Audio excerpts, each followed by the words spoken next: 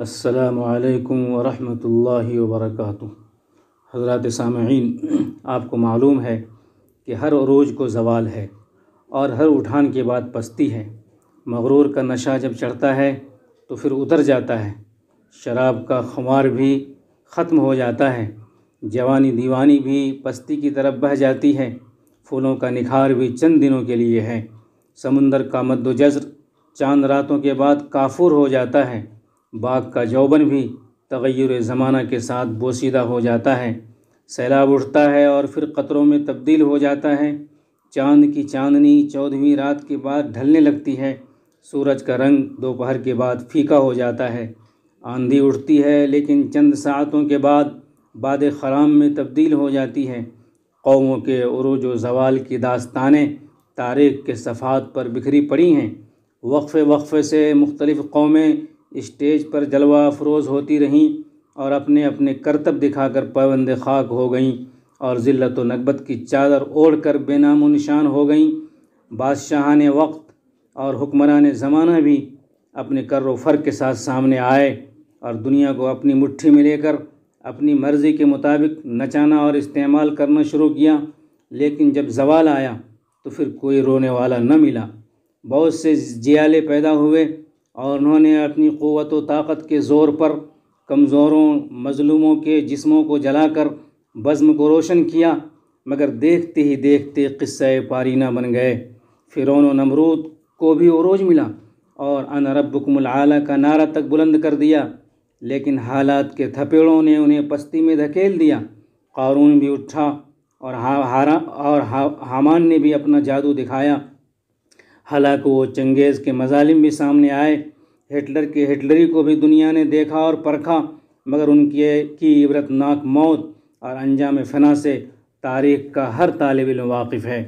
مورخین نے بڑے پتے کی بات لکھی ہے کہ دو چیزیں ایسی ہیں کہ ان کے شروع ہونے کا وقت کوئی نہیں بتا سکتا، ہاں جب وہ حاوی ہو جاتی ہیں تب جا کر معلوم ہوتی ہیں۔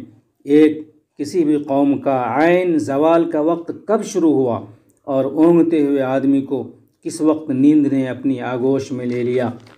طاقت کا نظام اور اللہ کی قدرت کا نظام یہ ہے کہ جب تک حکومت بناؤ کا کام کرتی ہے اور بگاڑ سے بچتی رہتی ہے تو اسے عروج ملتا رہتا ہے، اسے موقع دیا جاتا رہتا ہے، لیکن جو ہی بناؤ کے مقابلے میں بگاڑ پر آمادہ ہوتی ہے تو پھر اس سے اقتدار چھین کر دوسروں کے حوالے کر دیا جاتا ہے۔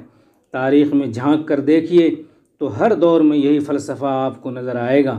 یہاں لوگوں کی مرضی نہیں چلتی، عوام کی منشا کے مطابق کام نہیں ہوا کرتے، بلکہ قدرت کا نظام کام کرتا ہے۔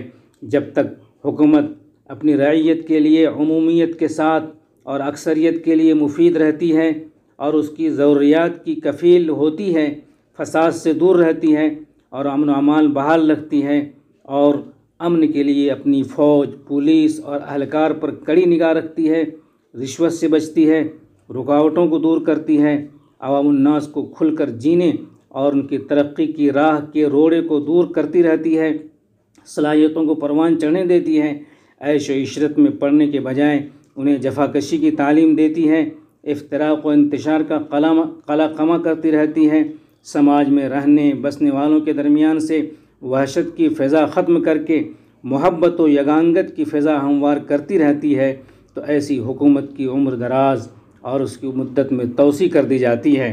لیکن جو ہی اپنے اس منصب کا بیجا استعمال کرنی شروع کر دیتی ہے تو پھر وہی وقت زوال کے شروع ہو جانے کا ہوتا ہے اور پھر غیر محسوس طریقے سے اسے اس منصب سے اتار کر دوسروں کو موقع دیا جاتا ہے۔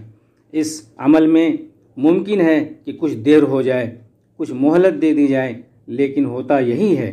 اللہ تعالیٰ نے اسی کی طرف ارشاد فرمایا ہے، ارشاد خداوندی ہے، اعوذ باللہ من الشیطان الرجیم، وعد اللہ الذین آمنوا منکم وعملوا الصالحات لیستخلفنہم فی الارض ولیمکنن لہم دینہم الذی ارتضی لہم ولیبدلنہم من بعد خوفہم امنا۔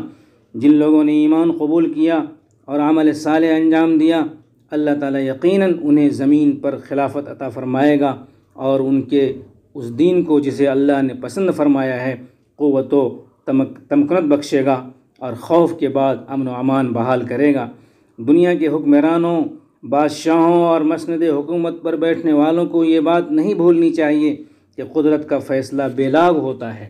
یہاں اس کی مرضی اور قانون چلتا ہے، اس کے حکم اور اشارے کے بغیر ایک پتا تک نہیں ہلتا۔ حکومت و بادشاہی دراصل اسی خالق و مالک کی ہیں جس نے سارا نظام عالم تخلیق کیا ہے اور اس میں مخلوقات کے مختلف طبقات کو بسایا ہے اور موقع دیا ہے۔ انسانوں کے کرتب کے پیچھے اور اسٹیج پر ناچنے والوں کا سارا ڈور اسی ذات کے ہاتھ میں ہے جسے ہم اللہ کہتے ہیں، جو روزی رساں ہے اور انقلابات و تغیرات کا حقیقی مالک ہے، جس کے فیصلے قدرت میں زمین و آسمان کی ساری کنجیاں ہیں۔ اگر کوئی اسٹیج پر آ کر یہ دعویٰ کرتا ہے کہ سب کچھ اس کے ہاتھ میں ہے تو پھر اس کی بڑی غلطی اور عظیم نادانی بلکہ یہ عظیم گناہ ہے۔ انہیں ڈرنا چاہیے اور سوچنا چاہیے کہ خود ہمارے جسم و جان پر ہماری مرضی نہیں چلتی۔ ہم کب بیمار ہوں گے، کب صحت یاب ہوں گے، کب مریں گے اور کتنے دن زندہ رہیں گے، کتنی سانسیں باقی ہیں معلوم نہیں۔ تو پھر اس چھوٹے سے دائرے میں رہ کر کائنات میں رواں دواں اصولوں کو چاک کرنا اور ان پر اپنی مرضی تھوپنے کی کوشش کرنا کتنی بڑی گستاخی اور کتنی بڑی جرأت ہوگی اور کتنا بڑا یہ احمقانہ فعل ہوگا۔ جس دن دنیا کے حکمراں اس بات کو سمجھ لیں گے، اسی دن سے دنیا کی فضا بدلنی شروع ہو جائے گی۔